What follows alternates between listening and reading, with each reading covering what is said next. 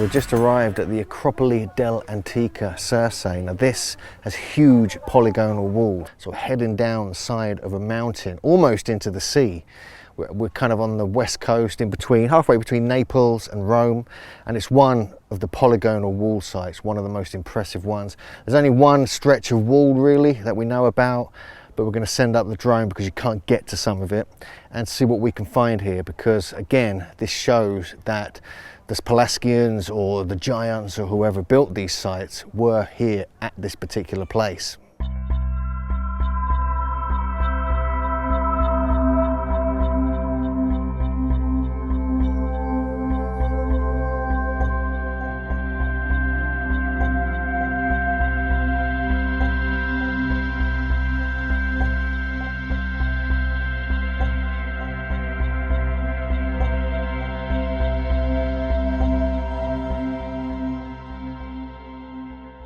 So these blocks you're looking at are broken segments of a massive polygonal wall.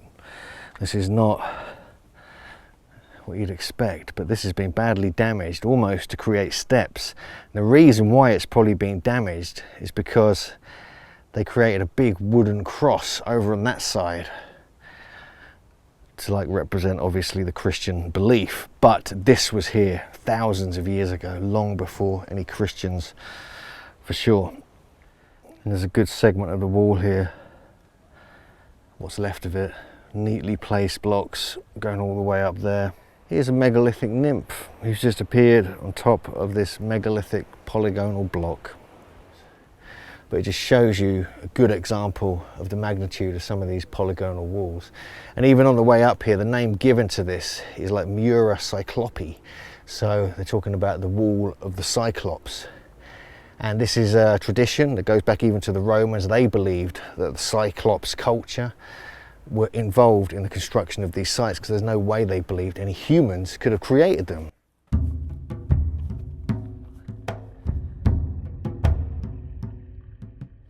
So this is the main entrance. That would have been one of the entrances into the site. And here, have a close look at these in a moment.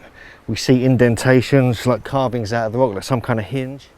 Just at the entrance here, very interesting feature. You can see this is like carved out of solid rock. Some kind of hinge or some kind of door was placed here. And if we look on the other side, there's a hole cut deeply in the rock, square. So you can see that something would have gone between these two stones, between there and there. Absolutely fascinating.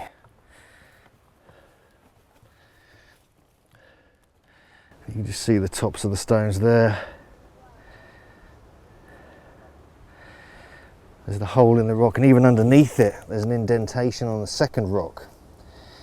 So it makes you wonder if this is a good example, good evidence of some kind of machine tooling, or certainly some kind of stone working technology that is beyond the realm of the Romans and the Etruscans, possibly the realm of the giants. Really amazing how they could have done this along this mountainside.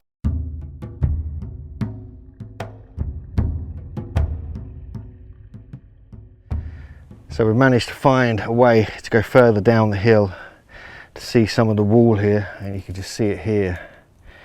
This is quite remarkable really. You've got JJ up there to give a sense of scale, but this is amazing. So you can't even see some of this from the air even. So you can just see behind me some of the wall here. This is amazing. Okay, this is really hard to get to. There's trees and bushes and everything all over it. It's all been destroyed and damaged. Let's see if we can get down there. We can actually get on top of the wall and have a look. This is incredible. So I don't think anyone's even been here for years. You have to walk through the bush, clamber over rocks and just hope you're not going to fall. It's pretty amazing. Actually on top of the wall now, and you can see here, this stone here in particular, where they've shaped it and cut it just like at Sacsayhuaman in Peru and other places, so the next one can fit in place. So it's a very sophisticated, very tough way of doing it. And you can just, if you look over the wall, you can see it's like perfectly straight all the way across and down there where JJ is.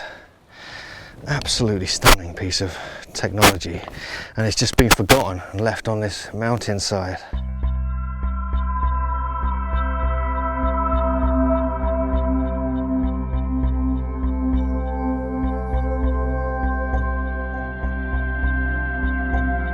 So we just come even further down the hill. We're about probably halfway along this long stretch of polygonal wall here. There's even a strange symbol here, which is almost like the symbol of Quetzalcoatl, according to JJ. So that's interesting, someone's painted that on there. It doesn't look ancient, but amazing nonetheless.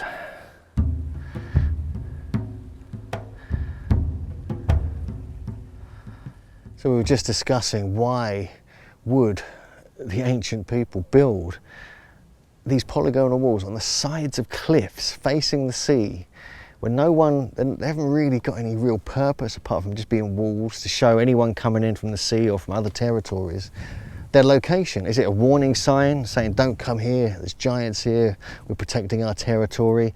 Was it a symbol of the giant people and they just felt compelled to create these ancient walls?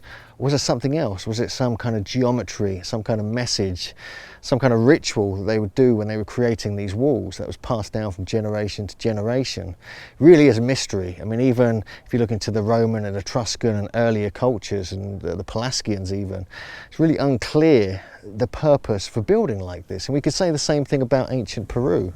Why would they do it? Why would they create such vast megalithic temples that were so difficult to create using this polygonal and Cyclopean style?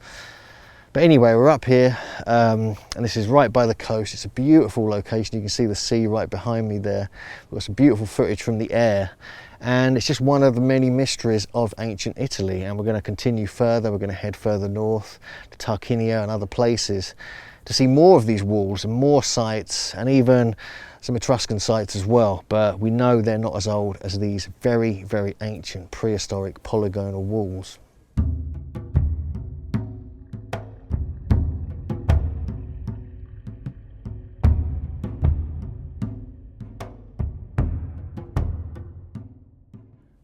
So we just found this massive hole in the ground, and it's a huge cavern. It goes all the way down. It's probably 20 or 30 feet down. This is just behind, about 50 feet behind the polygonal wall. This is incredible, and you can see the intricate stonework here. Look at this. Just on the surface here, you can see this being cut. It's like massive blocks. So it's probably got, we're probably standing on massive lintels covering this huge chamber. So what on earth was that used for?